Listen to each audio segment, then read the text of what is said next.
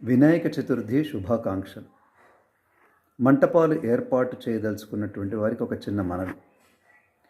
ప్రతిరోజు ఉదయం సాయంత్రం ప్రసాదాలు చేసి పూజల మీద కూర్చునేటువంటి దంపతులు అంటే 9 రోజుల పేరు మీద 18 జంటలు లేకపోతే, కమిటీ వారందరూ ప్రతిరోజు స్నానం చేసి పూజలో పాల్గొనేటువంటి అవకాశం సమయం లేకపోతే, మీరు కూర్చునేటువంటి మంటపాలు ఏర్పాటు చేస్తున్నటువంటి దగ్గర శుచి శుభ్రత పాటించాలనే శ్రద్ధ లేకపోతే, ప్రతిరోజు ఉదయం లేదా సాయంకాలం పూట భక్తి సంకీర్తన కార్యక్రమాలు, ప్రవచనము మొదలైనటువంటి కార్యక్రమాలు ఏర్పాటు చేయాలి అనేటువంటి ఆలోచన అవకాశం మీకు లేకపోతే, ప్రతిరోజు తప్పకుండా గోపూజ చేయాలి అనేటువంటి ఆలోచన లేకపోతే, దయచేసి మంటపాలు పెట్టడం మానుకోండి. తద్వారా భగవంతుడిని భక్తుల్ని ఇబ్బంది పెట్టడం కూడా మానుకోండి.